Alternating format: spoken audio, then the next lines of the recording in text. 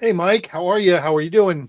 I'm doing great, Bob. How are you doing this swell Thursday? It's Thursday. This is the second show this week. We have shows scheduled all month. We and I was saying how it's a lot of work and we appreciate it, but I'm very lucky and I want to thank everybody for being here. I want to thank everybody who does it. We're so lucky. There's so much about this community, and I really have a great feeling about tonight's show. We're going to have a lot of fun. We have a couple of great guests who we've been talking to already, and there's this thing about being in this community that while it can be daunting, it is also invigorating and just a great place to be. How was your Thursday? That's the best segue I've had in weeks. My Thursday has been mostly me being in bed sleeping. Didn't get to sleep until about 7 or 8 this morning. I hate it when you do that. So, well, I always that's like my life now. But I briefly looked at the news, and the people I wanted to see not still be alive are still alive. So I'm here. Well, we have our guest. Our first guest is like got to be exhausted even more than we are. Alison Sampson is going to be here very shortly, and she's in England, and so it's like midnight there now. So we want to get her quick, but we have a couple of quick hits we want to hit before we get there. One, I need to shout out our guests from Tuesday. Paul Eza and D Fish have a Kickstarter going called The Olympian, and it is funded, which means that I will have a comic published with my name as editor in it, and I'm very excited. So everybody go back that and get it up some more. There's some I think tomorrow he's going to announce a stretch goal. There's going to be some cool stuff at the next levels. So well, cool. Bob, welcome to the editorial coven. Yes, I'm very excited. Before we go, I want to mention another Kickstarter that's going that's I think is very cool. Some friends of ours, yours and mine, are part of it. And it is called The Ink Runs Cold. And I'm going to share a little bit of stuff. It is it's 96 pages, hardcover anthology, 1-page stories, 89 writers, and one artist. So 96 1-page stories. There's a little bit of drawing together. Well, I think there's 89 stories, but there's a front and a back. All drawn by Scott Morse. And the list of people involved in this is great. First of all, it looks great. This is the cover. It's basically just like kind of like mood illustrations, all done by Jose Villarrubia. And I'm going to see if I can zoom in on some of these people. Like there are people on this list. Fabio Moon, Brian Bendis, Steve Niles, Matteo Sclera, Steve Lealoha, Dean Haspio, Mike Allred.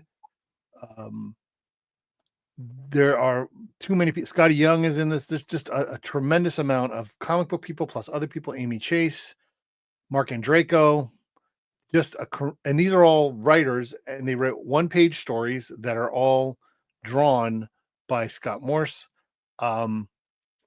It's funded. This is what it looks like. It looks a lot of fun. All the color is kind of like washed in. I think this is really cool. I think you should back it. This page was written by Brad and Lisa Gullickson, who do the Comic Book Couples Counseling podcast and are friends of ours, friends of the show.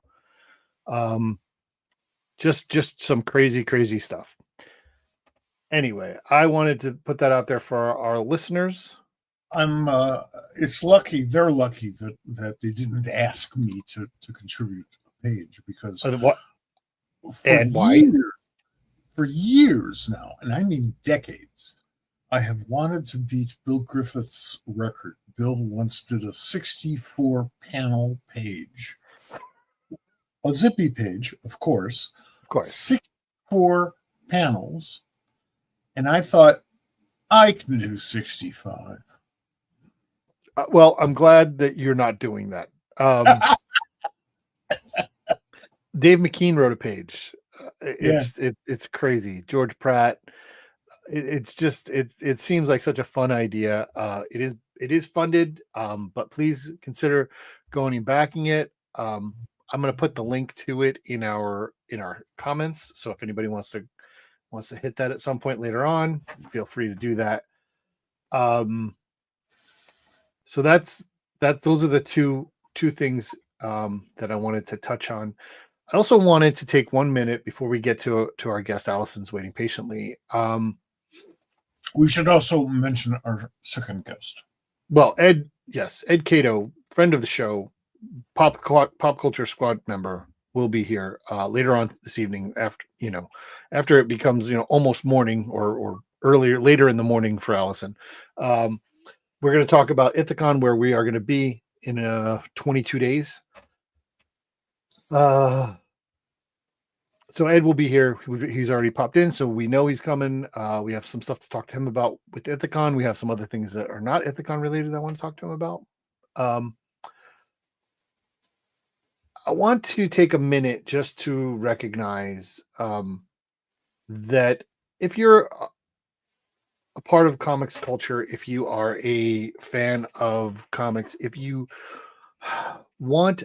looking for a voice, and this is some cross programming, but Heidi McDonald runs the beat, and Heidi McDonald's site does a really good things. It's things Pop Culture Squad could never be. We don't have the resources, and we don't have the additional time right now. I mean, maybe someday when I've retired and I can put all my effort in that. But we also don't have Heidi. Yes, we don't have Heidi, and that's the point. You should definitely be part of your repertoire of things that you're looking to find out about what's going on in the comics. She has an article up there today about something that I don't really want to get too much into. She does a great job of explaining the story, explaining what the issue is, and then she does take the time and put her own 2 cents in. And there's another Kickstarter that's going on that we're not really going to talk about. Somebody is trying to fund a documentary about the last days of Stan Lee's life. There seems to be some genuine thought behind why that person is doing it, but there seems also to be quite a few concerns about the funding and what's going on. So I don't want to get too deep into it, but I do recommend that, people go read that article that Heidi put out there, and make your own opinions. I don't know. Are you familiar with the situation? Did you see that article? Well, yes, I've been familiar with it, and also I read Heidi's piece. My first thought, because there are all these controversies about Stan, and I'm on the record about some of them, not all, is that Stan has not had a good death. No, he hasn't. I mean, I've had some conversations. That saddens me, just because, I mean, I'm not an absolutist. I'm not. I'm not. I do not engage in binary thinking where everything is either one way or the other. I believe in multiple causation. Stan has done a lot of good stuff for the American comics business, including keeping it alive. And I would wish him a better legacy. Yeah. I will say briefly before we bring our guests in, because I really want to. I've had some conversations with people who knew Stan later in life, spent a lot of time with him, that he did not have a good leading up to his death either. So and that's all, that's as far as I can go on the record. Maybe we'll have some of those people on at some point and we can talk about it, but anyway, thank you all for listening to our quick hits. Thank you for being here for our opening segment on Pop Culture SquadCast Live. We are here every Tuesday, and some Thursdays. this is a Thursday and we're here for you. I want to bring in our guest. She's a fantastic creator, comic book creator, writer, artist. You know her mostly from her art, but she's a great writer as well. And she's done some amazing things over her career. We're going to talk about a bunch of stuff. I want to bring her in as soon as we possibly can, which is right about now. So we're going to welcome in Alison Sampson.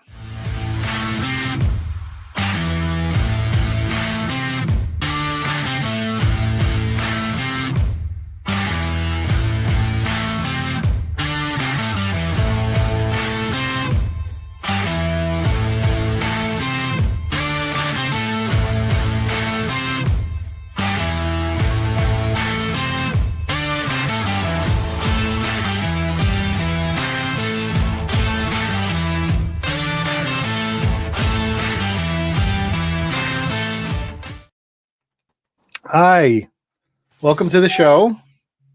Hi there. Hello from London. Hi, Alice. Hi, Mike.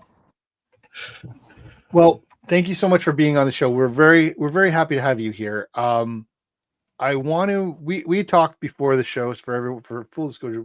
Alison joined us early. We talked ahead of time, and there was one other thing that we wanted to talk about in the quick hits, and we agreed that we were going to hold it and wait for Alison to join us. So there's a story that's been going around that there is it's a bit of a tragedy. So Becky Burke, who is a artist from England or somewhere in the UK, England, she yeah. has. I'm sorry. Definitely England, yeah, not Scotland Okay. or Wales. I wasn't sure. I'm never sure, and I apologize. All that confuses Americans. I'm I've learned it stupid the hard American. So she came to America and she's been traveling to experience things, and she crossed the Canadian and American border and was detained by ICE, and I understand she's still detained. She tried crossing into Canada and she was denied entry due to them perceiving that she required a work visa, and she was told to return to the US. And so when she returned to the US, she was detained by ICE, and she has been in detention center since February 26th. That is a long time for somebody to be detained for a mishap, which exactly this is. There is a Kickstarter.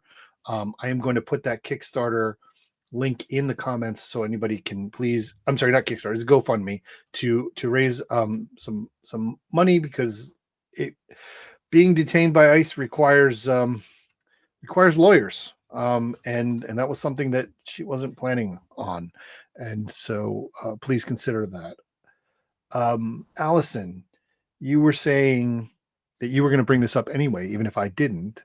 So I was more or less for the same reasons you just have, which is being detained isn't, or getting out of being detained isn't something that comes for free. We perceive nothing in the USA comes for free. And we want also, Becky is a part of the UK comics community. They're a cartoonist. They've done writing for Broken Frontier. They're a regular at Thought Bubble, which is where we all get together. And I think they're also employed by a children's book publisher called Book Island. So they're well in there doing all sorts of things all across the community. Nobody gets paid for doing anything for Broken Frontier, you know. So a volunteer of building up comics in the UK, and we look after our own, you know. Absolutely. She's in trouble. She's one of us. There's no judgments about like, oh no, not comics enough. No, we want to get Becky out of there. We're backing her all the way. So yeah, she's an important part of the comics community. So it is incumbent upon all of us to protect our own first and foremost. This was a horrible situation. I have to point out that a great many people, including many who are not related to comics, are involved in situations just like this in the nightmare of the United States of America. Anybody from a different country, any country, I think, who's thinking of coming out here and spending some money, you may want to reconsider that right now. It's dangerous. Yeah, I think it's really important to talk about this. One of the things we talk about, and we will get to some fun stuff. Please bear with us, but this is important. Um, uh, this is a global community, as I talked earlier when I first started the show, talking about how much this community is invigorating and close knit and supporting each other. It is a global community. Many of our friends, people we've had on the show, are from other countries who live in other countries. Allison is just our latest example of that. And Allison, you were mentioning to us earlier that you've had a situation, coming here, and it's not easy for everybody. Yes, it's true. So the way generally we come to the USA, or the reason I've been, is for either a convention or a holiday. I had some kind of great holidays over there which haven't been about work. But when we come for a convention, we come on an ESTA, which is a visa waiver, generally, which I don't know, millions and millions of people have used, where people are coming over for short business trips or go to a conference or I don't know, do something with their company or all that kind of thing. And you say you're coming for work, so it's work or holiday, and you say work, and that's completely acceptable and has been for a long, long time. And so when we come over for a convention, that's the box to tick. And but there's nothing complicated or difficult about it, or there wasn't. So I came over to Emerald City in 2019, and I'd been to a number of conventions before in the same way. I came in 2019 to Seattle, which is a long flight from here, and I was detained. Detained is a strong word, but however long they have you for, it's detained. And I was interviewed for, I'd say, round about 2 hours in the airport, and I didn't, they were absolutely certainly expecting me off the plane. I didn't say anything. I didn't have a chance to say anything. Somebody said, "Come with me," and I didn't even realise until they took my phone away a little bit later, that actually this might not be something routine. I don't really know what I thought it was. And then I did. And obviously, to me, it was a very straightforward situation. I'm over here for this. This is an ESTA we use. I'm not, doing anything. I'm not selling. I'm not doing anything beyond showing face, looking good, signing things, walking around, talking to everybody, going to the Sheraton bar, and so on. And it was a super, super long interview examining the nature, and this is the nature of my work. And we talked about it for 2 hours. And I can talk. And I can. And the thing is, this is the problem now, where today there's been news about several people being detained. Becky, this is not unusual to Becky. There's German tourist came over and was detained because they brought their tattooing equipment to tattoo their friend for free. This is not terribly different from us bringing our pencils or whatever. And the definition of what working is, and this is what caught Becky as well. I'm absolutely sure she was a person who would do the right thing, and probably did to her. And we all try. And the definition of work has become so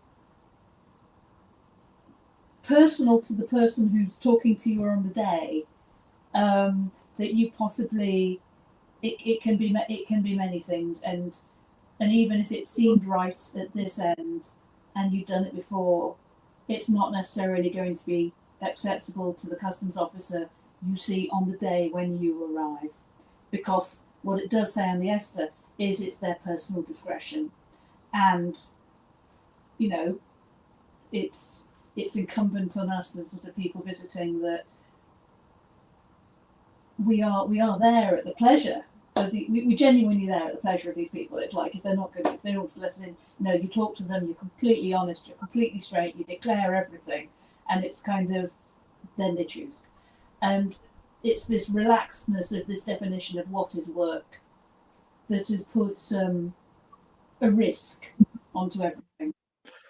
And although I wouldn't have said it's dangerous, I think where I am is a convention work, is signing work, is representing your company work. If you have a creator-owned book and you're kind of advertising your company, your book, and you may get some sales from that because it's, say, an image book and you get some sales. Is that work? Is that earning? Do I want to test it out? Is it work? And testing it out is coming over and having that conversation and maybe being detained. Do I want that really? No, I don't. I don't need. I mean, as lovely as it is to come over, and I really, really enjoyed doing New York Comic Con just a few months ago. It's also a great deal of work, and it's very expensive. We don't sure, of course do, and it's very expensive, and I'm not sure that I really want to put myself in that position, and sure. And also, most importantly, I can talk to you like this. I don't need to do that. That's true, which is great, and we're so thankful you are. Yeah. Zoom is.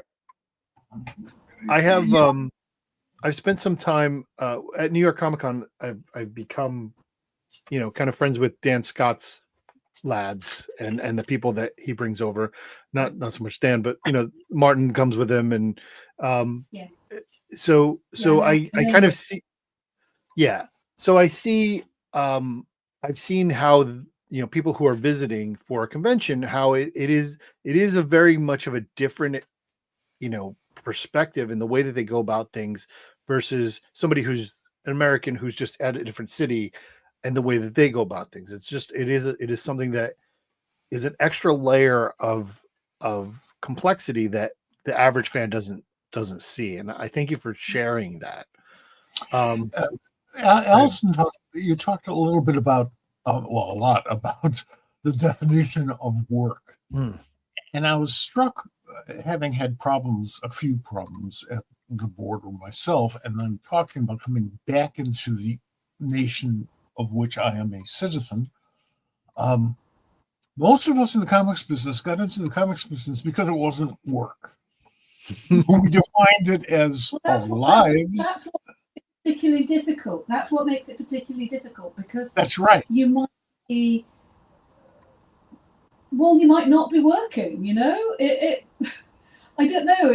It's part of the reason I got into this at all was originally I was going to be I wanted to be a scientist. I really did, and I couldn't leave my paint box behind. It is. I'm very attached to this stuff, not in a work way, but just in a that defines me kind of way. And I don't want to sound arrogant here, but that's what this is. That's what the comics business is all about. It is following your dream, and for most of us, it's a dream that started when we were very small children. So if you're confronted with some authority figure trying to make you define who you are according to standards that he is going to believe or understand, forget it. You'll never understand it. Never understand. Well, that is, yeah. I mean, I have to say, there's people like Scott who I'm not with. I have done some work with Kinetic, which is not unlike Scott. Sure. Shout out. They're great people. I'm big fans of them. They're great. They're really great as well. They can be very helpful in this circumstance because if you are shipping or doing commissions or something, they can really help. They can really help, and we could not really do a US convention without them. I certainly couldn't. Sure. And So these guys doing a whole bunch of that work at that side are very helpful. I mean, and also, well, they I can't even begin to say, but it's like they definitely, earn their keep, is a way of putting it. So yeah, I don't know when I'm going to come back. I mean, my view on it is I would just I wouldn't apply for New York this year, because that is just a huge. New York is really stressful and really expensive, and I would just let the dust settle a bit and just see where we were, and then kind of next year. But also, I've got my eye on TCAF as well. I want to come to Canada. I've not been before. Yes, I would love. My dad was brought up in Canada, and although he's passed away, I still would like to kind of follow my dad's path to where he came. He came to Canada as a very young child, and it made a big influence on him. I'd like to see it. So. Yeah, that's great. TCAF is definitely on my wish list of things to do. Yeah, I understand this year that they're in some other building, not in the public library, because they're refurbishing it, and I would quite like to see it in its original home. But also, what I gather, I mean, quite a lot of people from here come over there for that. What I gather is that it's particularly nice for communing with other creators, where you can, spend a bit of time with them, look at the work, buy the books, and meet. A bit like I feel about Emerald City. Some of these conventions are more socially cohesive than others, and I think Emerald City is pretty like that too. But I know I would just like to meet people and see what they're doing. And it's been a while. It's been a while, It's been absolutely. In fact, I've not been back to the West Coast since I was detained. Maybe I should take that one. You should. I want to kind of, you kind of brought it to it, but like you said, you wanted to be a scientist. What is it about art that excites you? Why is art your reason for existence? I think because. And I say that because I can tell. I can tell through your art. I have a really easy answer for this. I think because it creates something new. I think that, and this is partly a problem for me as well. So, for example, this is why a lot of my art looks the way it does, and sometimes it can look quite weird, because it's like I can get some paint and I'm still really amazed that I can make marks. I've never got over that. It's like, if you look at my let me show you. This is like still the same person. I've got the Marvel. What's it here?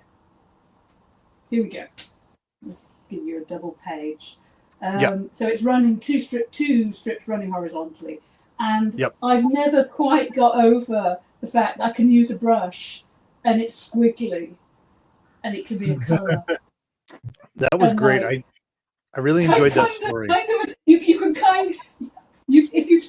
you actually see the Women of Marvel thing, you can kind of tell that I still haven't quite got over the fact that brushes exist. Brushes exist, and it can end up looking like something, or even you can intend for something to look like something, and it can look like something else or something better, and you didn't know that was going to happen.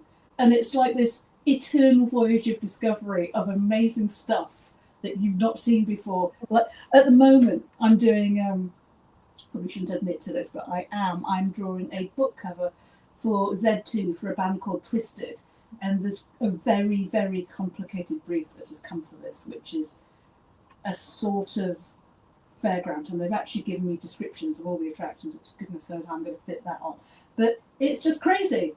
You've not seen anything like it. You won't see anything like it again. It's taking a bit to draw. It's got a ball pool that is made out of a piranha, and a roller coaster that has got a dead rat. I mean, don't even. It's just an eternal voyage of discovery. And also this is the other thing. Before I did this job, I was an architect for quite a long time. And the reason I was an architect is because I'm from a very conservative background, and my parents wanted me to have a proper job. And that is a proper job when you're doing art. And so I did that. But what that does is you absolutely have a legacy.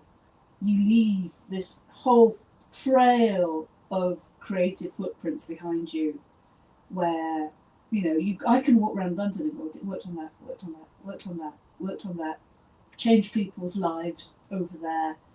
And although this isn't quite in that way, Drawn Comics isn't quite in that way, it also is much more so in my architecture work. People can Google my architecture work and it'd be like, because it's a team effort, you don't get personal credit for what you did.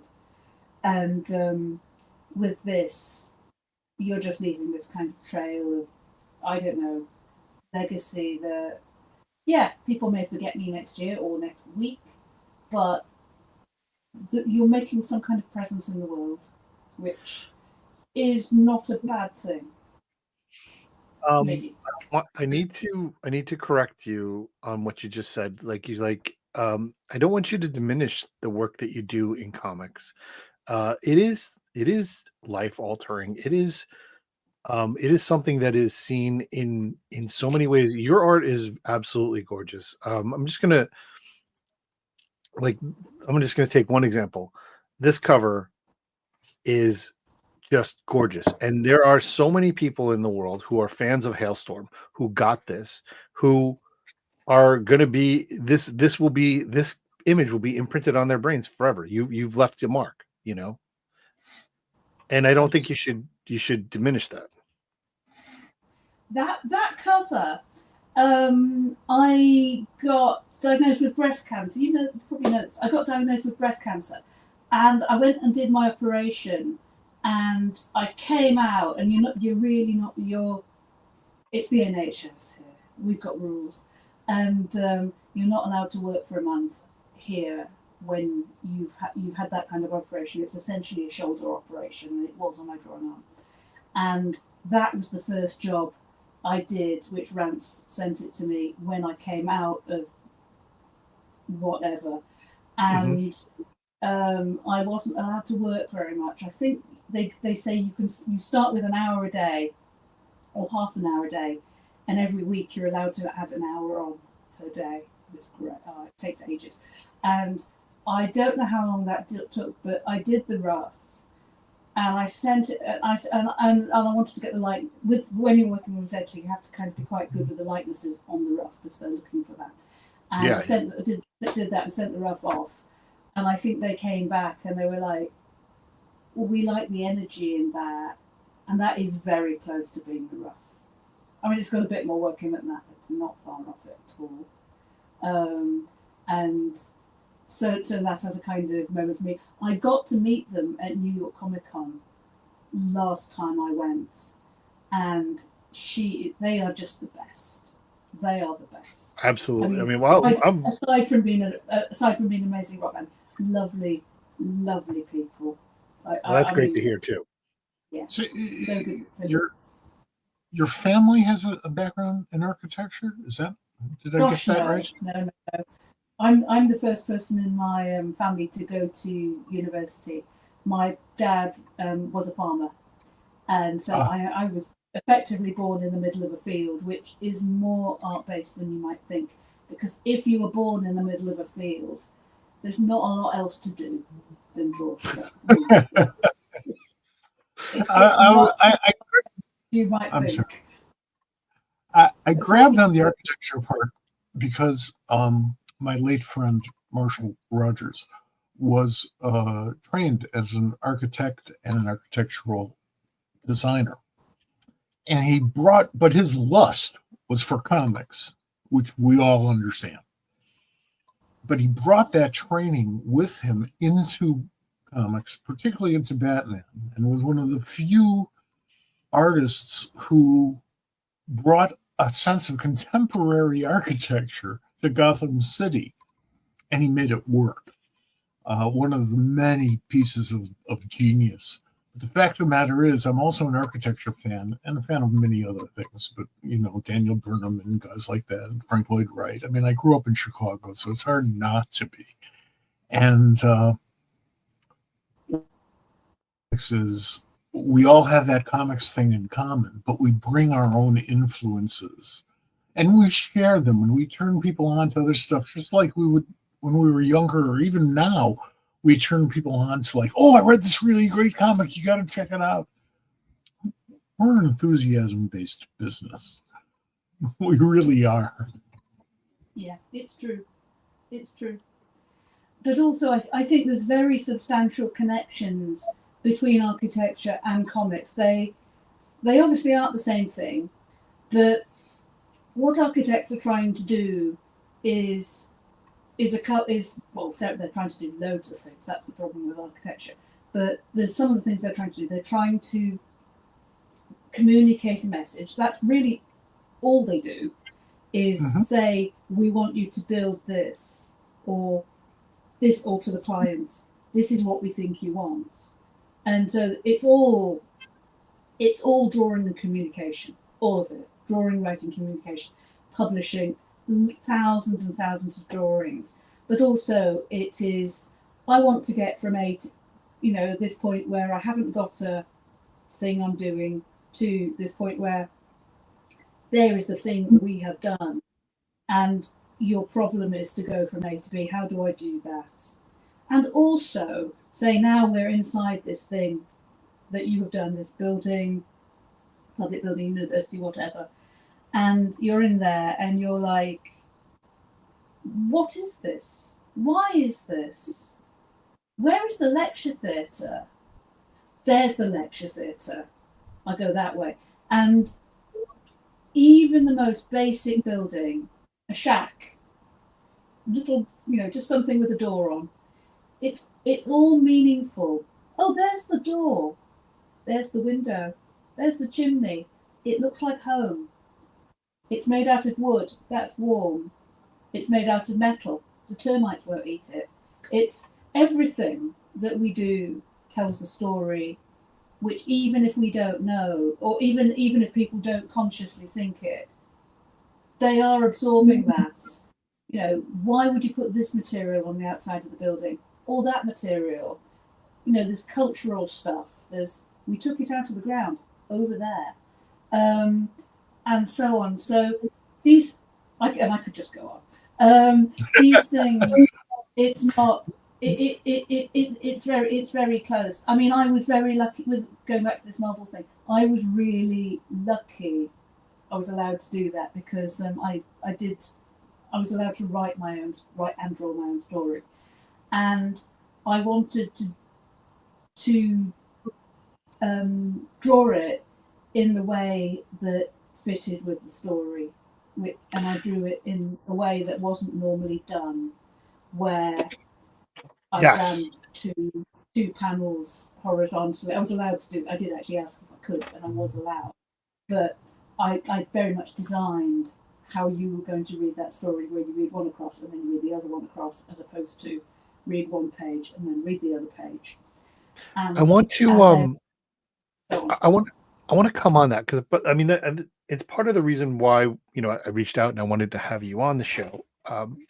Besides the fact that you're a wonderful person and I love you, but the concept of I know you were very excited about writing for Marvel for the first time, and reading that story was just like it was. So I read it digitally, which is not something I normally do.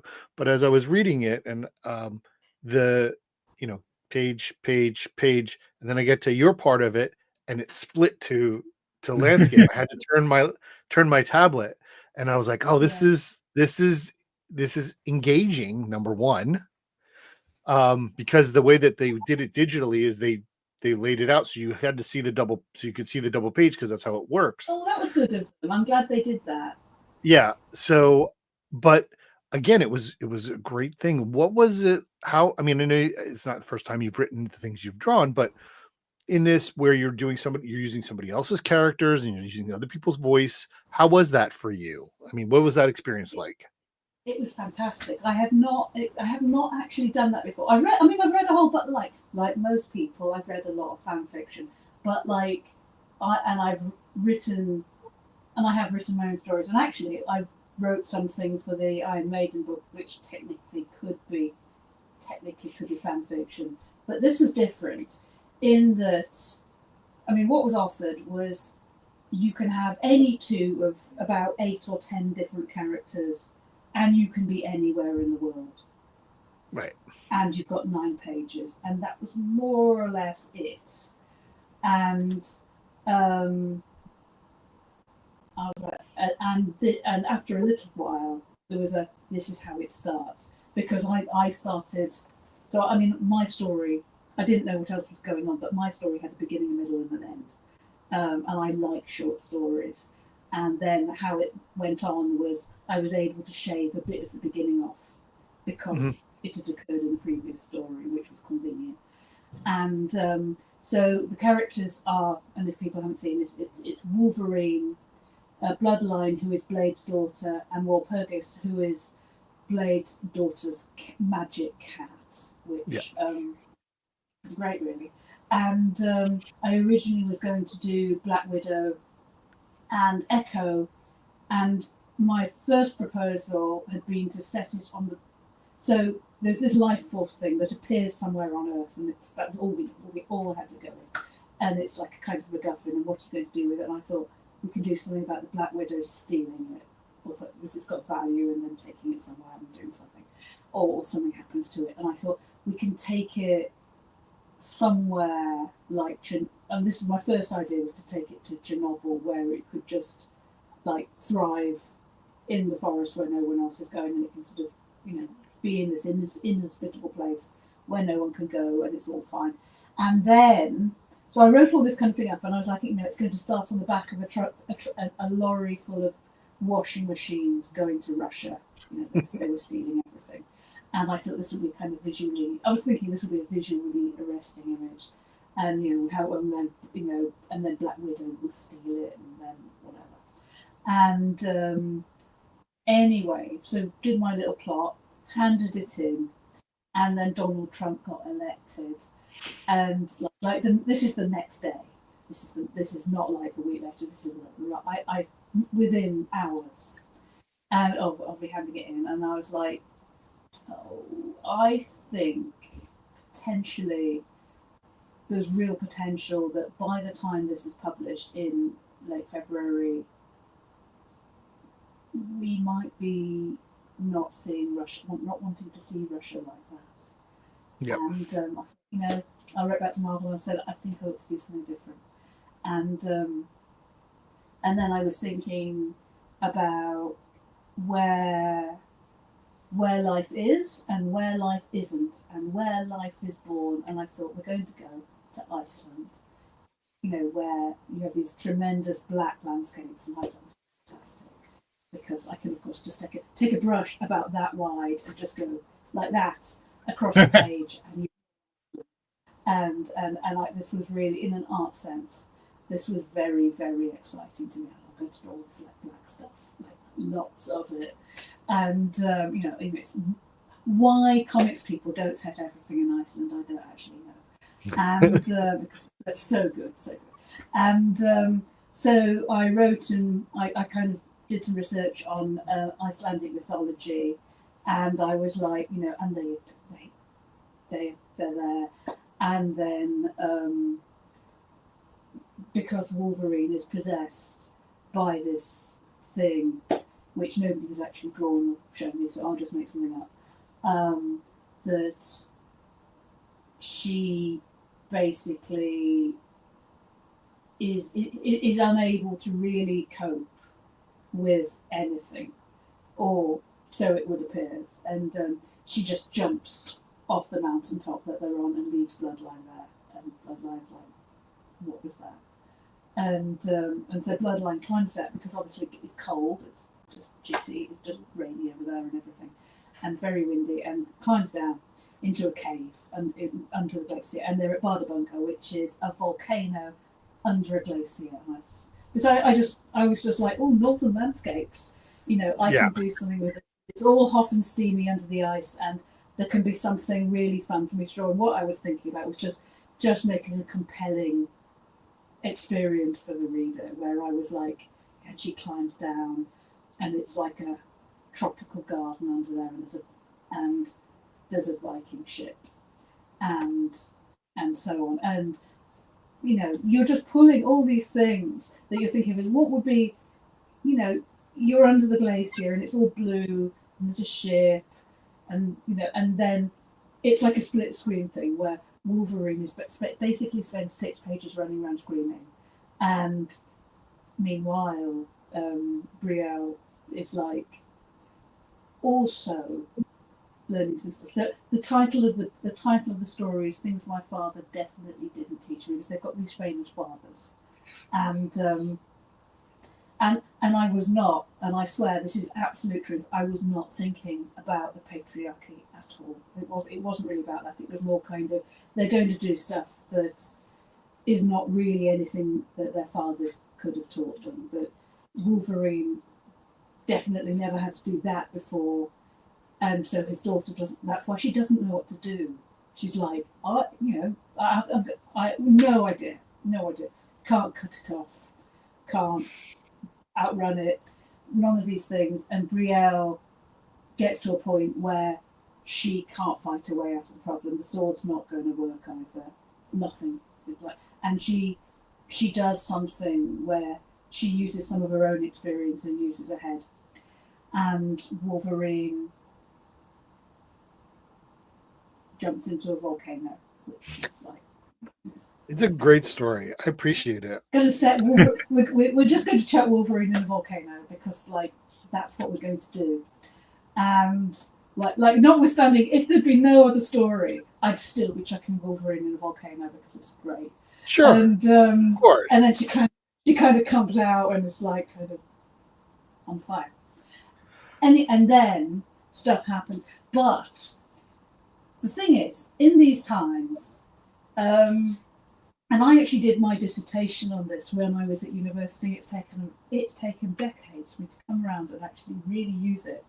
Is in difficult political times, there is a different form of storytelling that sometimes people use called allegory.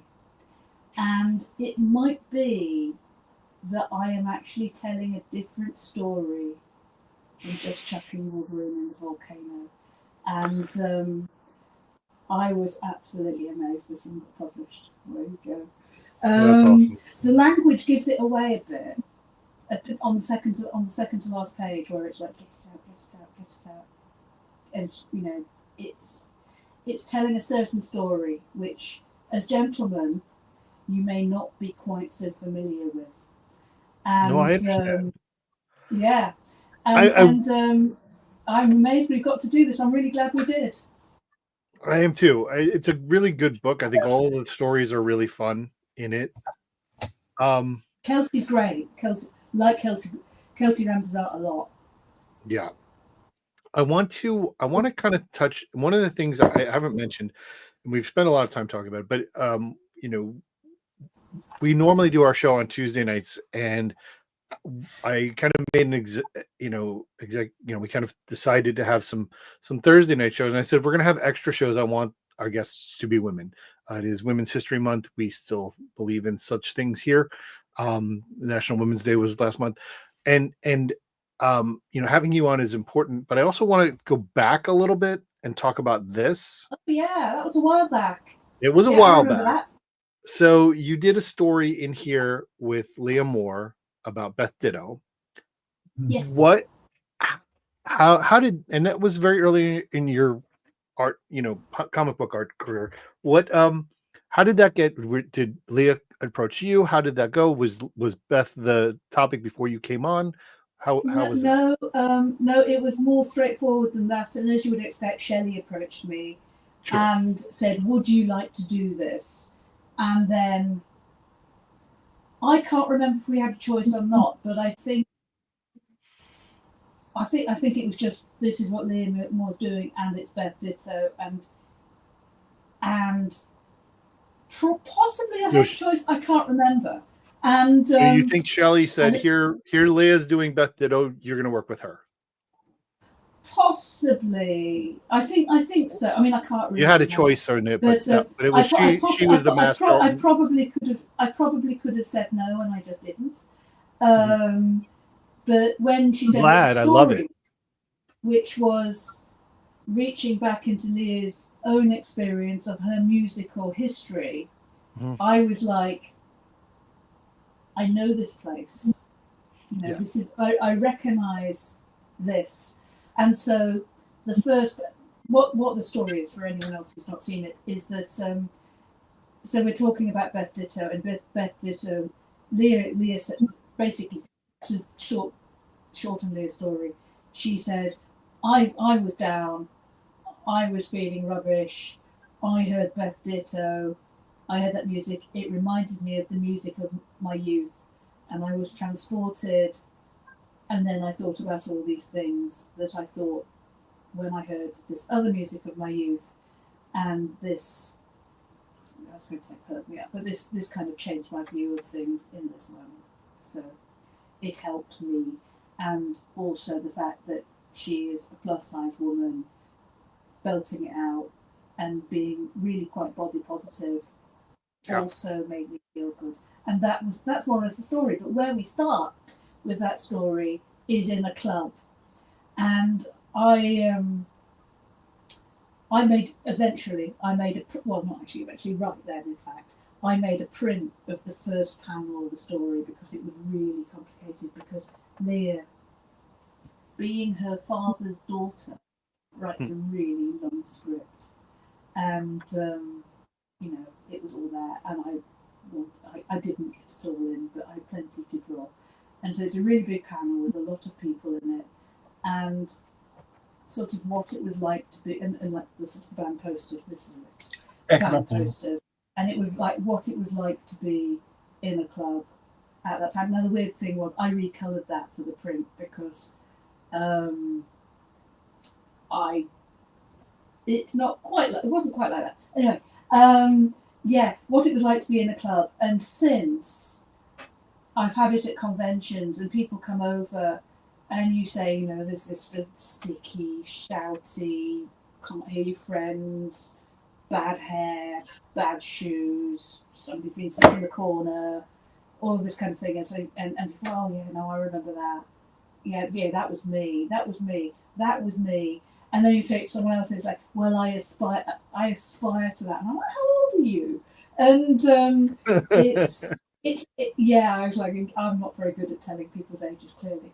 And it's almost a universal experience, that moment when you're with your mates and the table full of glasses and somebody's smoking and been sick and there's like dry ice and loud music and bad hair, and it's a moment. It's absolutely a moment, and that's Leah captured that, and I drew it. Well, it's a beautiful piece. The story is both written and drawn excellently. It's awesome, and this is a book that I recommend to anybody. This is an anthology called Femme Magnifique. I think it was reprinted by Image. I think so. I think you can get it commercially. Someone reprinted it. I don't know if it was Image, but I'm pretty sure you can still get it. And the best place to get it is probably, I bet you Shelley has it.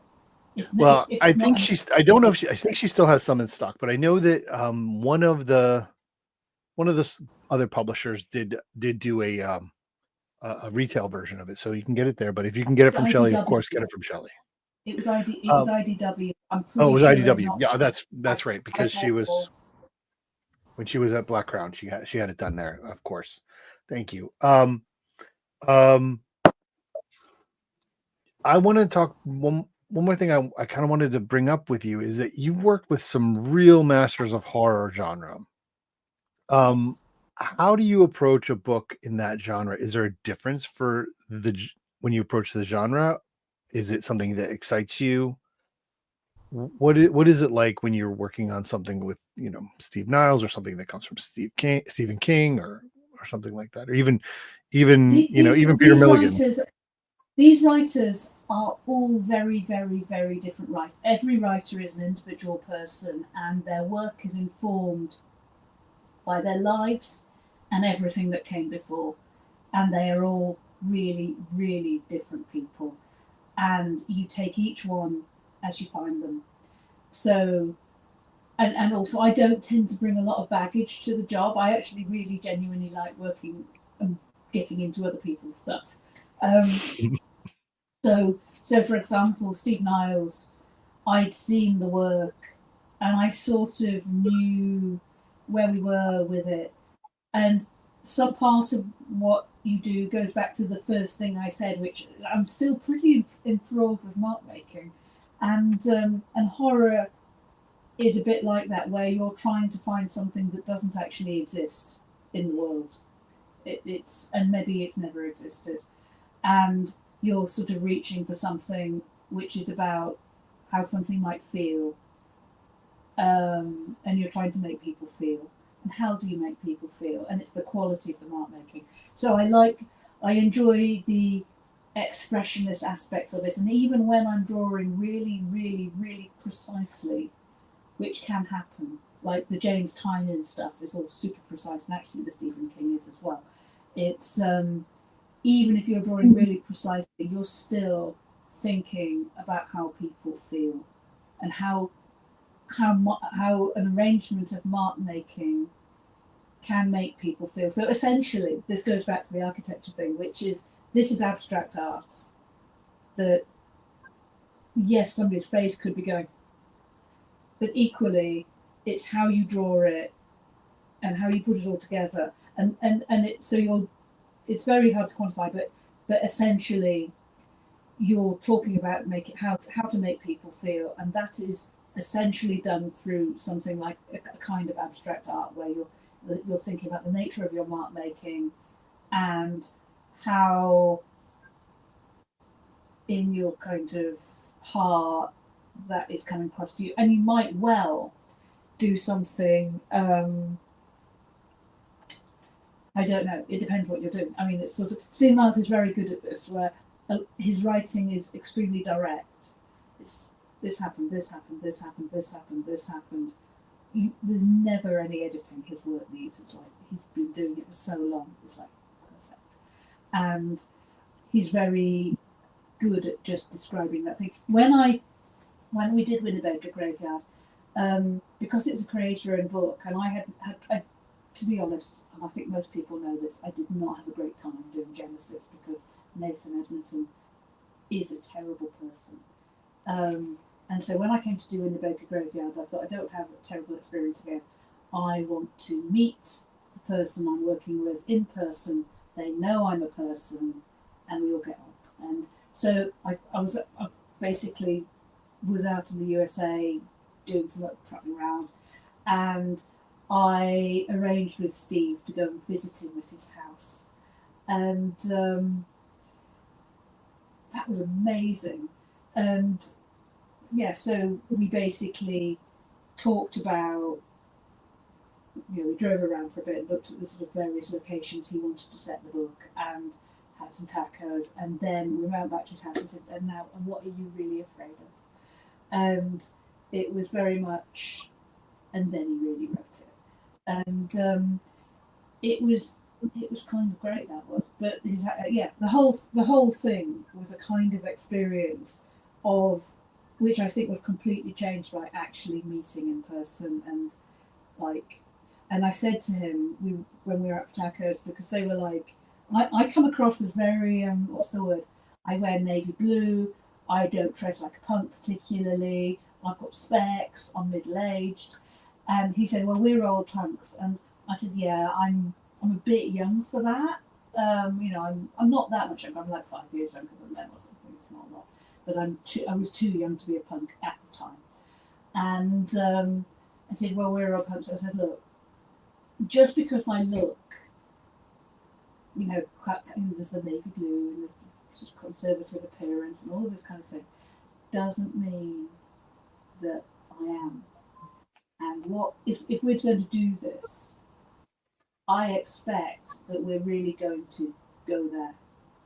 We're going to go Good. there. and you, I hope, will bring it. And because we're not going to do this by halves, we're just going to just completely go there, and that's what I expect of you. And I think,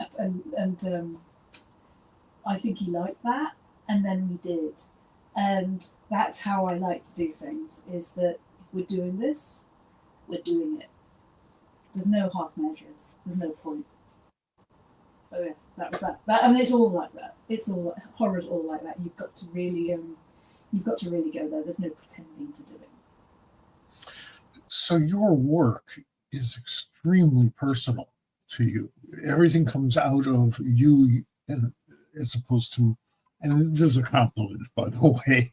I don't get around to saying that. As opposed to like pulling stuff from experience, you pull stuff from attitude and then mix it up with experience, with environment. Yeah.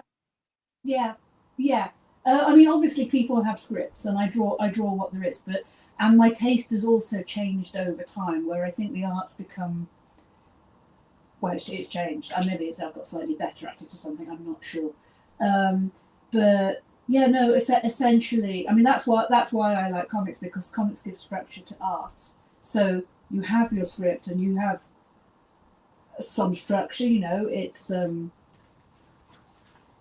going to print it in here. It's got page. It's got page so big, you know, something. People have got to read it, and so comics give structure to art, and then I reflect on that, and I'm like, how can I tell this story? And which is why, coming back to this again, the second to last spread, you read it. You read down one side, and you read across the top, and then you read the left-hand page, and then you read the right-hand page, and then you read down the right-hand side of the right-hand page. And because some things are happening at the same time, this, and it's not like the other pages even. It's because several things are happening at the same time, and and I was like, how do you do that? So we can do that. And all of this was done, this is done for Marvel with their, not just with their understanding, but with their help. They didn't just say go off and come back with something. It's like Sarah Brandstaff, she was on this. So, and they helped me, well, they didn't help me lay it out, but they knew what I was doing, and they did give some kind of quite good suggestions to how we were going to tell this story. And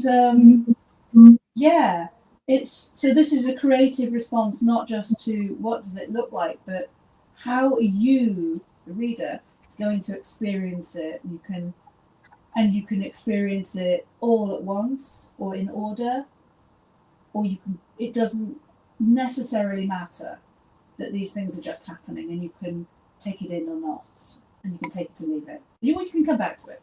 So, and also I got to put cats on people's heads as well. That was just like the cat is important. Like, listen, we are a very cat friendly show. There you go. Yeah, obviously. But it's sort of it's a real loose end that they're off in Iceland. Brielle's being transported from New York. She hasn't got a coat. You have to type how are they getting home? Where did and what? And it's how can we stop her complaining about being cold? It's like the cat is a coat. The cat's also like a parasender. It's like I am really stupid. Not stupid.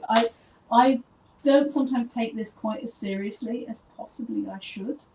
The cat's also like a parachute. It's got ears. And I don't know if people noticed that earlier in the story, but it's like, going to make a cat parasender, and then I'm going to make cat hats. You were really lucky you didn't get a cat car, It was close. I could have done that. They could have been driving across Iceland in this kind of giant furry cat with a big tail and like headlamps. That was that far of having a cat car. And the whole idea of that, I've done a Marvel comic and there's a car that's a cat is very appealing to me. Of course it is. I'll probably never be allowed back. My thought was, they're never going to ask me back. I might as well enjoy it. I don't know if I will. I hope they will ask me back. Actually, I really did enjoy it. But yeah, next time, God knows what's going on. I mean, like, maybe they won't ask me back. Too I want to, I need to thank you for doing this. This has been so much fun. What's going on next? I know you're working on some covers. I know there's other things going on. Your cover work has been all over the place lately. What's coming up? That remains all over the place. I mean that's. Well, I think that's why people ask me. I meant ubiquitous. But they asked me to do something really weird, and I'm like, yeah, okay. What I'm doing is I am drawing a book which has not been announced, and I'm not going to give you any more. It's for Image. I'm drawing with Images. Well, and it's with somebody. I might have told you this when I saw you. You might have, and I don't remember, but I think you told me something I wasn't supposed to know. Yeah, well, probably. Well, people do that. They're just total strangers approach Bob and tell him stuff that he's not supposed to know. I think the thing is it's kind of really amazing. It's also super book. Yeah, and we are. The shipyard. The last page of the first issue was the easiest thing in that issue. We're gonna reach back out when that's announced or out and something. We'll get you back on the show. Yeah. I'd be delighted to talk about it. Because the weird thing is, when I first got the script, I've had the script for quite a while. When I first got the script, I was like, that would never happen. Very far fetched. Weird. Why? And then I was like, time has passed. It is becoming ever more real, and I am slightly worried. I don't know if you've noticed this with my work, that sometimes I draw things and then they happen, and I'm not a superstitious person at all, but like it's happened more than once. Like in the Stephen King book, there was a pandemic and then it happened. I drew that before the pandemic, and there was a riot at the White House, and I drew the riot at the White House 3 weeks before it happened. And now I'm drawing something and I'm like, it's happening again. Yeah, well, hopefully it's a good thing. I don't know.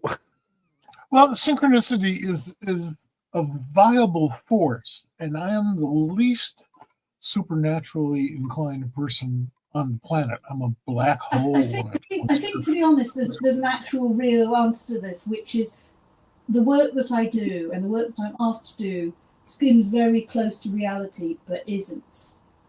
Right. I think that's not great. as realistic as it's not as realistic.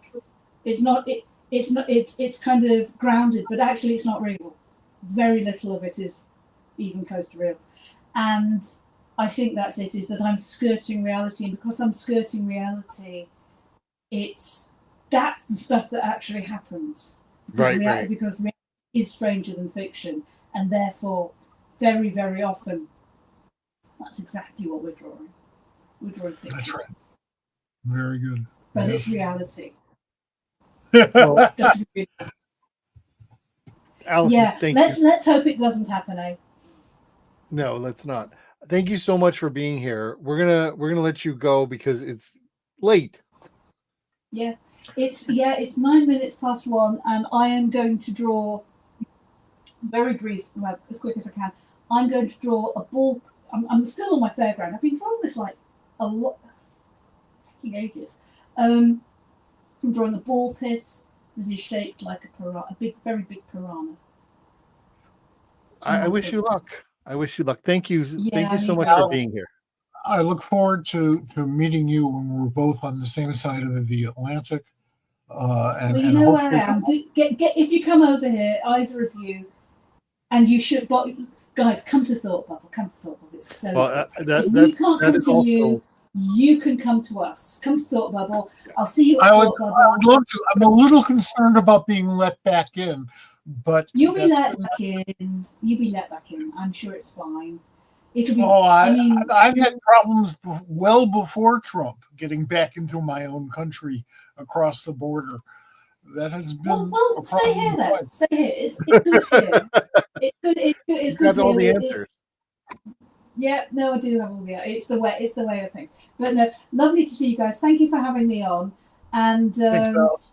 can I just say one thing before I go? That Yes. my friend Chrissy Williams has got a book called Golden Rage, and it's. I love think that book. It's coming around to its second volume, and the final order cutoff is tomorrow. And put your orders in for the second volume of Golden Rage. I think it's called something like Mother Knows Best, because it's about murder grannies, and it's.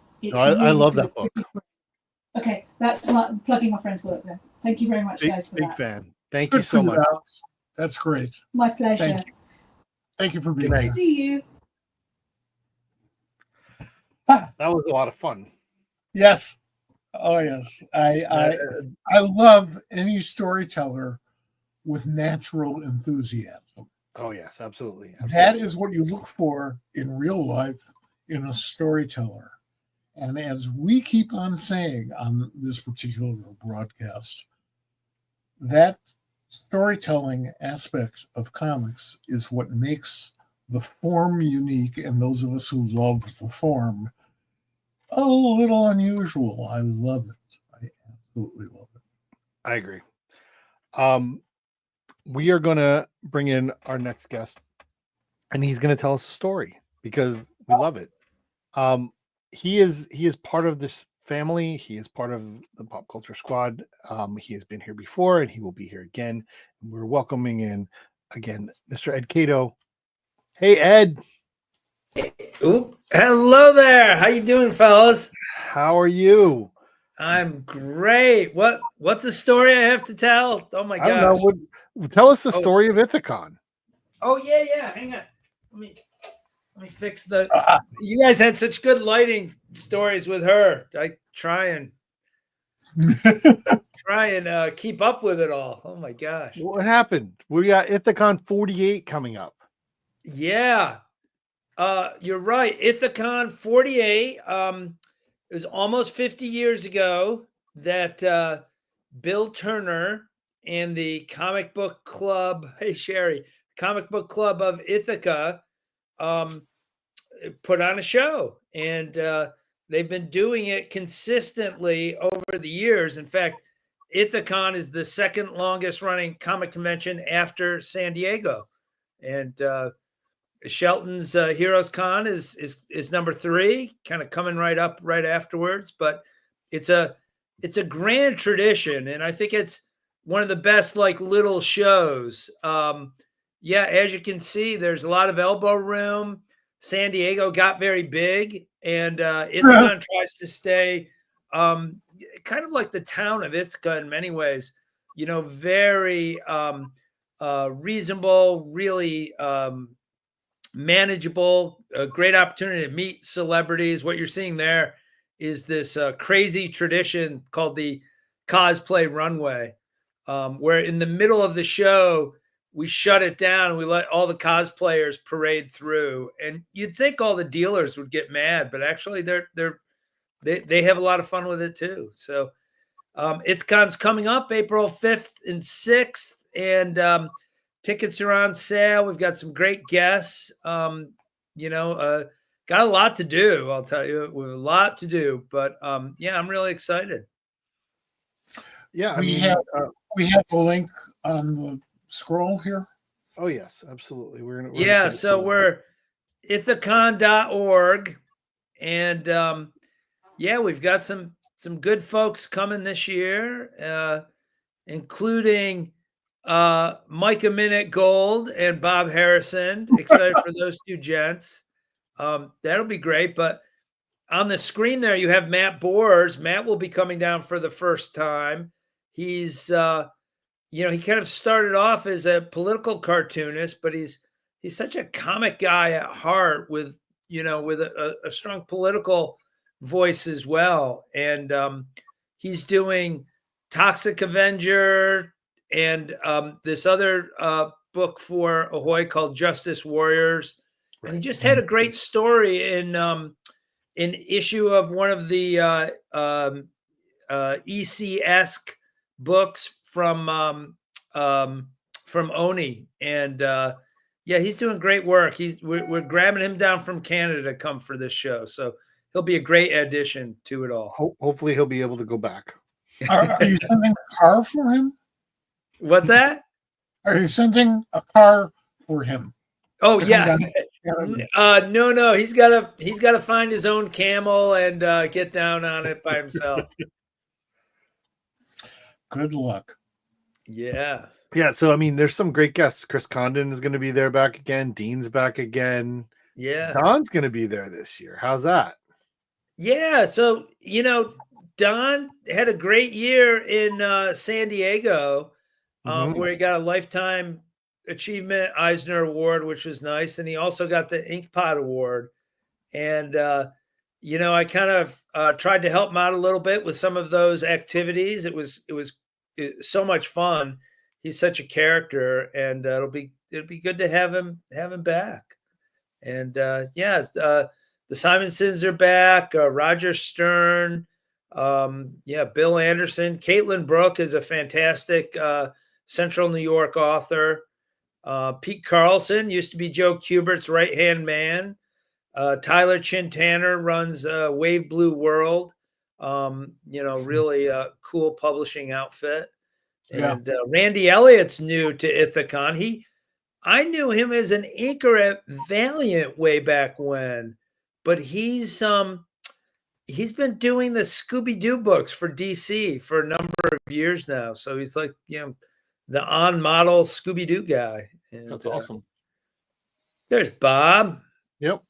Yeah. I mean, it's a great group of people that are going to be there. I want to, for people who are unfamiliar with Ithacon, tell our listeners, who may be new and aren't familiar with you being here, what makes Ithacon special. Oh, also Sherry's going to be there, so we Sherry makes it very special. Yeah, it'll be great to see her.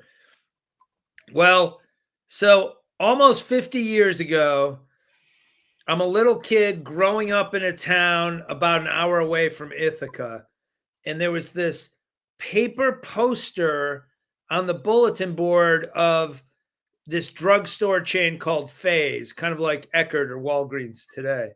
And I was so fascinated. I begged my mom, can we go to Ithaca, which was kind of a long trip in those days. An hour was like a big deal.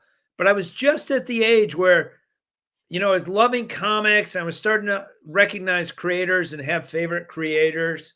And, kind of that cool age. And my family said, sure. So my dad was super supportive of all the comic stuff too. So we hopped in the car and we went. And one of those things, like a life-changing event. I guess I would have been a comic fan. I would have been buying comics, but going to a convention like that and being kind of shy and having professionals be very kind and nice to me was just incredible.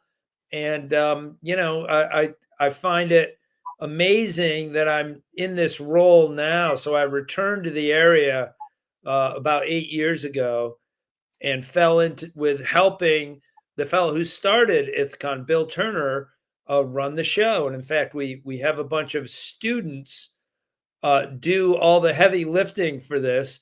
I teach a class at Ithaca College in the School of Business all about trade shows and conventions. And we figured out a way to marry Ithacon with, hands-on learning experience for students. So, students every year, it's like we have a new crop of people who are in this Ithacon company, and they all learn how to do press releases and guest relations and, show floor planning and panel planning and, registration and ticketing, all those tasks that are the big piece of it. And some of them, Bob, are real comic nerds. Some of them love comics, although every year they love them in a different way. I've got one really hard worker, extremely hard worker who loves comics, but he just wants to buy the omnibuses, right? Like he's not into the traditional paper comics at all. So he's strong. Yeah. He is strong like Well, bull. what amazes me about your crew, Ed, and this is what my fourth consecutive show, third or fourth, is that each group totally different every year and amazing. They're all terrific. And I'm not just talking about polite and nice and funny, although those are three very critical occupations in my book, but they do the job. It is one of the most well-run conventions I've ever been to, and I've been going to conventions since they invented bricks.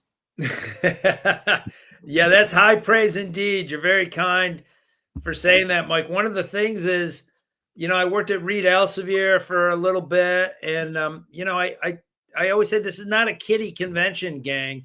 We're not doing some like college version of a comic convention. We're doing a real convention, and there's a part in the process where, at the beginning it's all fun and games, and then the work starts to pile up, and then it gets overwhelming as it gets very close.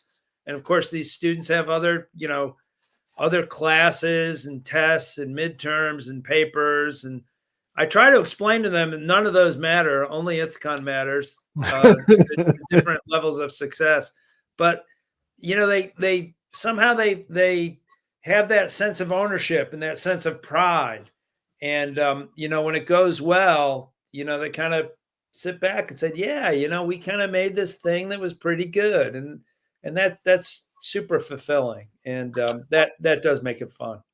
Towards the end of each show that I've been to, you have a gathering of the staff and the guests, a little smorgasbord type of a thing. And what it really is, in my opinion, is a means to reward all those people who have worked so hard and put off other things like, going out with friends to do Ithacon.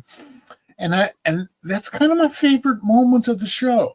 Oh, yeah. Because the people who deserve it most are celebrating each other and themselves, and a lovely show. And that personal touch is reflected throughout the show. I think to kind of I'm gonna do some like drawing lines together here. It's kind of something that our previous guest Alison was talking about as well, in that when you're creating something and you've done that creation of that thing, whether it's art or putting on a convention or hosting a podcast, you're like, holy crap, we did it, because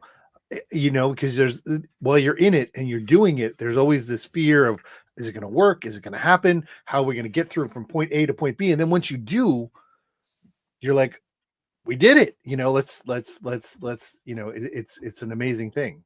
Yeah. It's business. It's show business. Yeah. You're always going to get a little nervous, no matter how many times you've done it, before the event, asking all of those questions, Bob, that you just answered.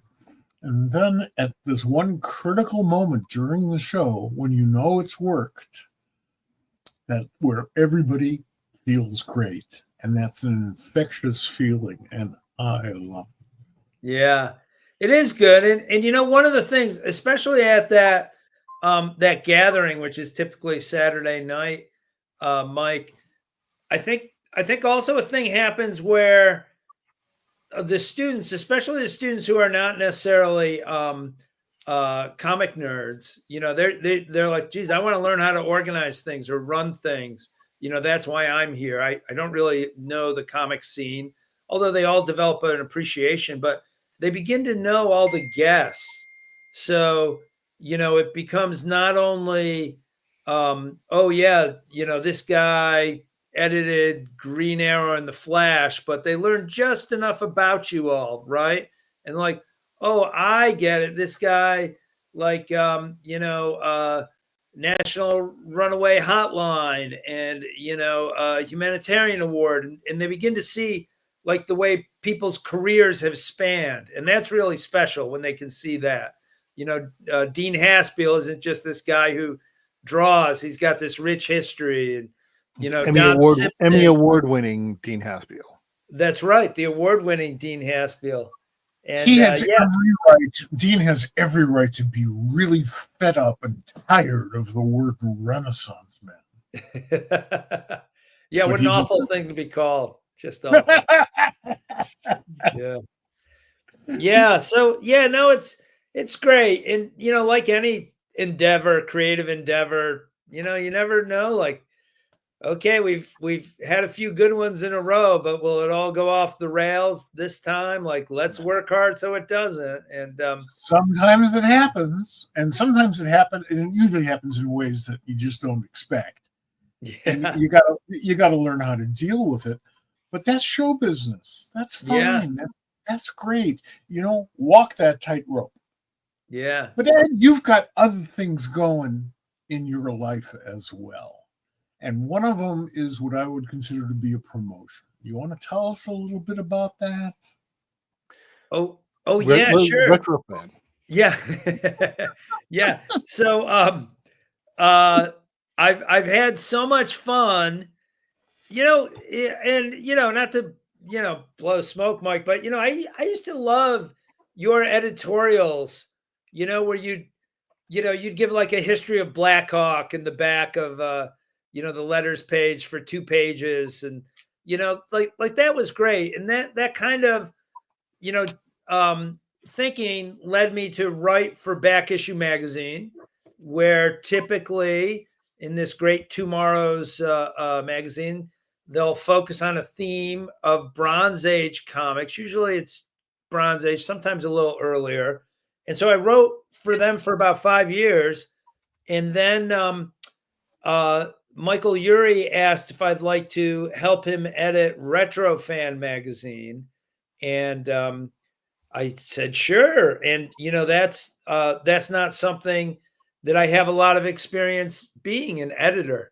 Pretty good organizer, pretty good at throwing parties, but, editing and all the details of editing has been new. So I'm working like a son of a gun and, flexing all these muscles that I don't know I had. And sometimes I don't have them, but working hard to be a good editor. And I was just promoted, as you say, to become editor-in-chief of Retro Fan. So that's been quite a thrill. Oh yeah, upcoming issue coming up, and Retro Fan, published by Tomorrow's, is not necessarily only about comics, although we sneak some comic stuff in, but really about pop culture, mainly from like late 60s to earlier mid 80s. And it's a lot of fun. There's a lot of TV shows and fads and movies and trends. This is the one that we're working on right now. That's fantastic. So we have a big interview with Jay North, who was Dennis the Menace.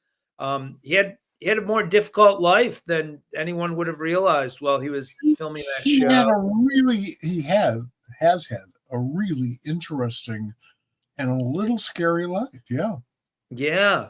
Right. Yeah. I didn't know that till I, read that marvelous article. And like the Hogan's Heroes article is written by a woman who has become an expert on Bob Crane, who was the star of Hogan's Heroes. Oh, yeah. Yeah.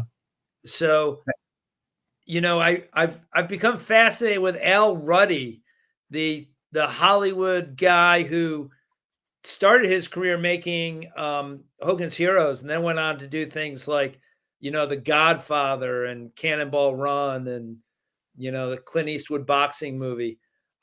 So that article kind of puts all the Hogan's Heroes stuff together. The good, bad, and the ugly. And that's a absolutely fascinating read. And then, we have some fun things in there too. Like stories about Big Little books that Scott Saavedra, who's also the designer, is working on for that issue. So, it's a smorgasbord of a lot of cool things, and just fun to be a part of. I'm really looking forward to some of those articles, but that drawing of Sergeant Schultz, which I only got a quick look at, fascinates me. I have a Hogan's Heroes story that I will tell one of these days. We're not going to eat up the clock right now, but it involves comics legend Marty Pasco. And it involves Greenwich Village, and it's a wild and wacky story. Bob will tell me when to tell it. Boy. Listen, any story that involves Marty Pasco is wild and wacky. That's by default. Yeah. So it's that is so that we've talked about 2 of your hats. You need like 4 or 5 heads to carry all your hats. Because I am also in possession of this. Oh yeah, thank you. Which your name is in. Yeah. So here, Captain Action Enterprises, Joe Ahern, Ed Catto, and Michael Polis. Right. So this was fun. We had Jeff Vaughn, who is the writer of this, on last year when it was crowdfunding, and I have my copy that it came in the mail. Yeah. Thanks for your support, Bob. Absolutely. There's this thing about Ed Catto for people watching, is that Ed is he's always busy, and he's always got his hands on things that he loves, and I think that's the thing. You find joy in living your life, and I think that's admirable. Oh yeah, so much. Yeah, that very fortunate and blessed, to be able to do all this stuff. And yeah, Captain Action, we've been working on, for a while. We're working hard on some toys and merchandise, and tariffs aren't going to make anything any easier. But no. That's not true. It's going to make everybody wealthy in America. Oh yeah, I guess you're right. Yes, I've heard that too. But they're rethinking that in Kentucky right now. Yeah, right.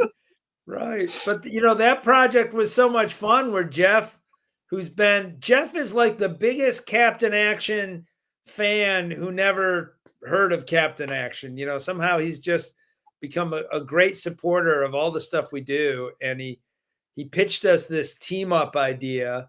Now, like, I'm a guy who, man, I love those old Brave and the Bold team ups, especially with the logos, like Batman and Green Lantern, and the logos are spot on. It's like, how cool is that? So in some ways, that's what you're seeing. Of course, the characters here are Captain Action and Al Capone Vampire. Yeah. And how can you not have that?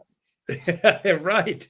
That's a crazy one, but it's the crossover that has been waiting to happen for about 80 decades. Yeah, I guess if you say so. Well, Captain Action is just about the only character whose legacy is such that you can cross him over with anybody. My favorite. Well, isn't that is the intent of Captain Action? That's right. My favorite stuff is the yes stuff, and if that works, everything works, and it's beautiful. Yeah. Yeah, we're doing some we're kind of stretching. Captain Action has always been crossing over with superheroes, and we're working to do some monster stuff. So that book that you had there introduces a new bad guy called Professor Fangs, who's going to be like our entryway into the world of monsters and monster fighting. So it's in many ways it's like a building block book to the next phase of a lot of the fun things that we're doing. We should do a Captain Action in Wasteland story. That's what we need. See, if we ever get to do that Munden's Bar story too, we could have Captain Action show up in Munden's Bar. Well, yeah, but that's logical. He needs to stop by for a visit. We should talk. Yeah, should that's, talk. I think No, I think he I think I is- just like, we Captain need Action is next visiting Megaton Man and all of Don Simpson's characters. Oh, of course. So, that's, you thought that was crazy. I mean, that's going to be absolutely mad. And Don is, such a sweetheart. And through Ithacon, he's become a pal. And he's done some, he really had a lot of fun with it. And it shows on the page. So this new project, Megaton Man teams up with a bunch of people. And Captain Action is, one segment of it all. We're thrilled to be invited to that party. Oh, Don, I've loved Don's work since Megaton Man first came out, which was back in the 1700s or so. And the fact that he can make that bridge over to Wasteland is amazing.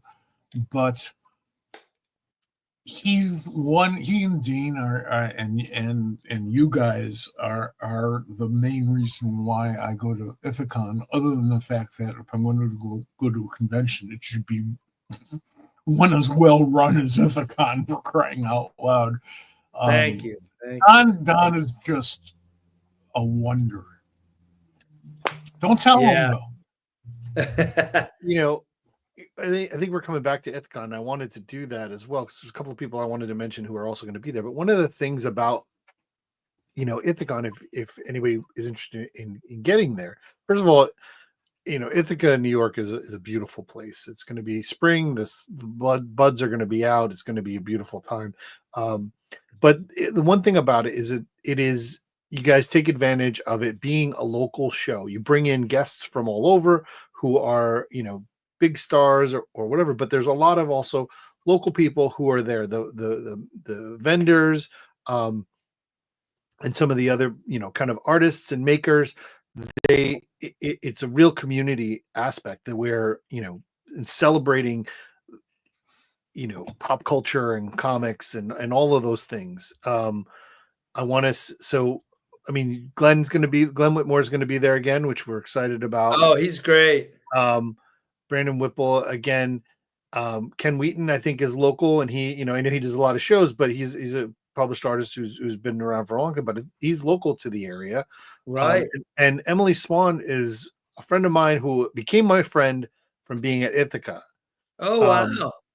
She's a local to the area, kind of a creator artist that does everything you can imagine.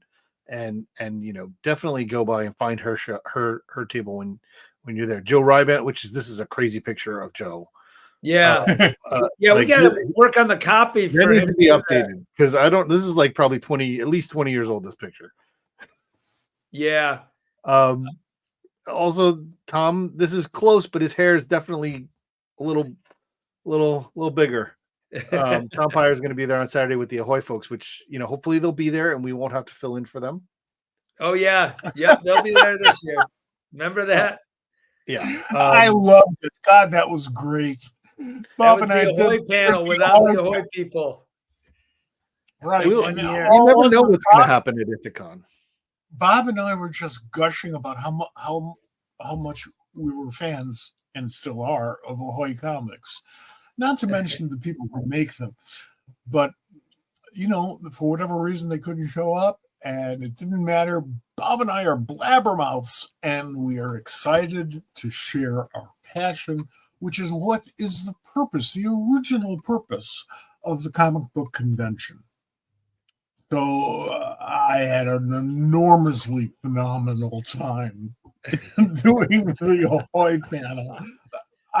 You've worked with them, doing illustrations and stuff for the prose stories, which are so fascinating.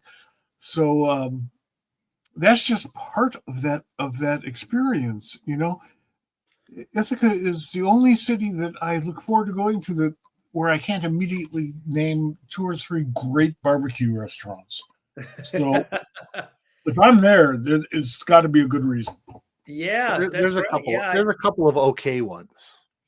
Yeah. Well, we'll find some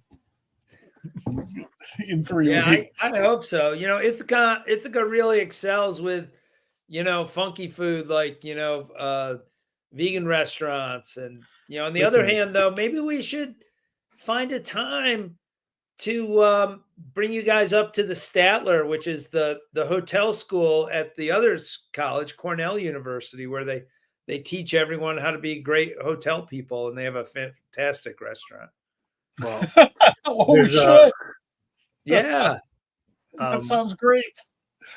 last year, after the show was over, we went, Sherry and I went out with Shelly Bond and her husband, and we found this really cool little weird restaurant in Ithaca, and it was, I think it was vegan. Oh yeah, because Philip is vegan. So yeah, it was really interesting. But like, you always find a cool thing up there. Oh yeah. Philip is vegan. He is at least vegetarian. I think he might be vegan. I think it was a vegan place, but we all had some good stuff. I never met a vegan who didn't proselytize. Not that I'm complaining. Well, but Philip Bond is a special kind of person. You're right. Absolutely. He is one of the nicest people I've ever met in this world, present company included. He is one of the smartest, if for no other reason than the fact that he married Cher. That's true. Yeah, that was such a treat to have them at the show last year. Yeah, that was great. I had never met Shelly. Oh, really? Yep. Yeah. And then she's been on the show now since, and so we've gone that, and she has become quite the topic of discussion tonight. That's true. That's true. One of the greats in the industry, and I don't use that lightly. Her impact on this medium has been phenomenal. Yeah. Yep. Yeah, she was. You may recall she was like an Ithaca College alumna. So we rolled out the red carpet to welcome her back and celebrate her, and hopefully use that as a learning experience for students or the local attendees who came to really see that right full circle thing. So cool. You can make it. Yeah. Here's a great example of somebody who has. Yeah. And also, Ed, since there's 3 editors on the screen right now, I want to compliment you for your use of the word alumna. Exactly. Thank you. Exactly accurate. That's great. I mean, I edit the other 2 editors. So there's that. Yeah, we haven't even mentioned the fact that Ed does this column for Pop Culture Squad and has since pretty much day one, which is must reading for me, and the pictures are great too. So check it out online, popculturesquad.com. You can find a lot of Bob. Yeah, without further ado, a little bit of me and Mark Fishman too. So that writing that column and being part of the team has been a great joy for me. So much fun. Yeah, so it's any excuse to keep you and me talking, pal. It's fun because when you approach something like that, because you do come up with something different, something interesting each week. You have certain themes that you kind of roll through occasionally, but every week you come up with something that you're reading, something that you're interested in. This week was a prose book that you came across, and you always put something interesting on it. Is that part of your week? Is that something like, hey, I got to think of something to write. I got to think of something to put together. Always. Yeah, absolutely. And, I think that like having that opportunity and trying to, commit yourself to writing a column a week and, trying to make it new and different and interesting and fresh, like that's, as you two know, I mean, that's kind of hard, right? Or you can do it once, but to do it time and time again and do it efficiently is hard. But I think it's made me a better writer. And, kind of keeps my eyes open, and I'm always looking around like, what could we do, or this would be cool, or this would be weird, or this harkens back to a thing I used to do. So yeah, sometimes I'm digging it out, or I'm sorry those times when I'm a day or two late, Bob, but you try and get it done the right day and in the mix, and it's and then whenever it's in print, it's just it's a joyous thing. Yeah, Absolutely. yeah. All right. We have gone through this. This is we're in our hour 4 of the week of Pop Culture Squad Live. Holy smokes. Please mention the date and the time again. Yes. That's So that's where all of us are going to be. Yes. I mean, it is not only an Ithaca thing. It is a Pop Culture Squad, thing as well. There are the 3 of us are always going to be there. Sherry's also a contributor to Pop Culture Squad. Dean Haspiel is a friend of the show. He's always on and always part of this. So yeah, it is again April 5th and 6th. It's a 2-day show. It's 8 a.m. to 5 p.m. On Saturday and 11 a.m. to 4 p.m. on Sunday. It's not expensive. It is a fun time. You can spend a few hours there. There's going to be plenty of programming. When do we think we're going to have the programming information? We're just finalizing it, so we'll have it all published next week. Awesome. So go to ithacon.org where you can find out about that, and you can get tickets. Parking is usually not a problem. It's always easy to get to. It's a fun little location. You go on your way in. You can look around the mountains. It's a great experience. Yeah. Bob hosts a couple of panels, even ones that I don't go to at Ithacon. So if you want to see him use the gifts you see him employing right now in a somewhat different way, or you just want to throw shit at him. All those are good reasons. And you know what else, Bob? One other thing, if I could just sneak it in, it's a little salesy, but go ahead.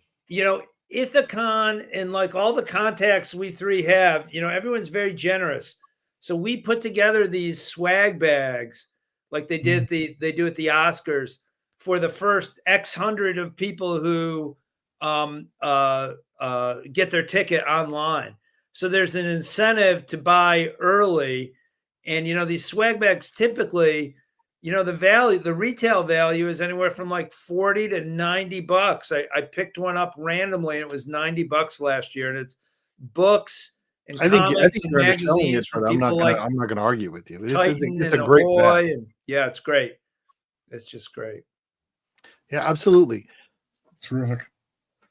So Ed, thanks for doing this on a Thursday. Thanks for being here late. Thanks for everybody. You guys working so hard. It's been a busy week for you too. Yep. Thanks everybody for watching. Let's see if we can get your ass out in Connecticut. It's just so long since we've had lunch. We must barbecue, Connecticut barbecue. Oh, please. That's it. You got me. All right, Ed. Thanks for being here. We'll talk soon. I need your column by Wednesday. So yes, sir. You got it. And we'll talk later. Thanks, buddy. Okay, so long. Thank you so much. Be well, fellas. Thanks. See you soon. Right. You too. All right. We've made it. We made it through. Thanks to everybody for being here. Pop Culture Squad wouldn't be here without Ed. I have to tell you. Oh, absolutely. He is part of the bedrock of this little endeavor that we do. Don't tell him, but he's also one of the great human beings on this planet. Yeah, I won't tell him. He heard it. So, yeah, everybody, thanks for being here. We are going to be back on Tuesday. I am going to be in a remote situation, so that's always fun. We get to see what different kind of background I have. But we're gonna be here. Michael Avon Oming, or Mike Oming, however you want to say, is going to be on the show on Tuesday. We are going to talk about what he's got going on. We're going to talk about his career. Did I get you the copy of his latest book that he sent me? I will No. get it to you. Thank you.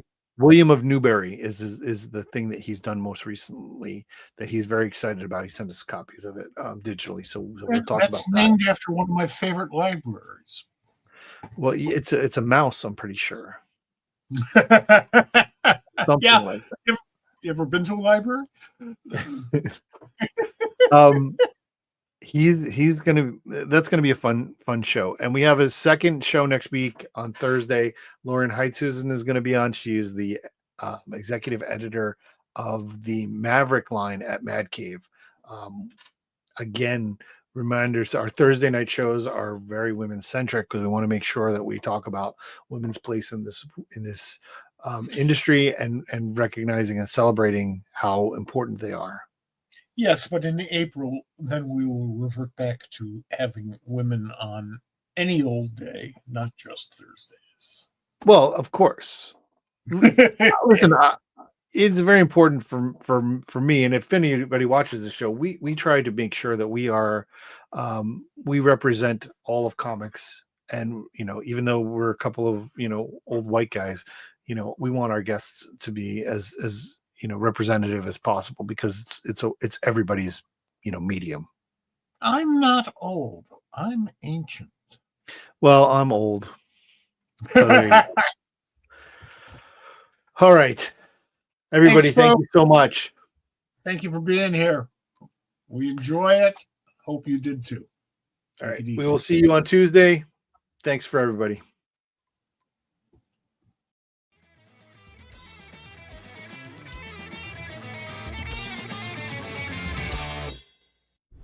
This has been a production of the Pop Culture Squad Network.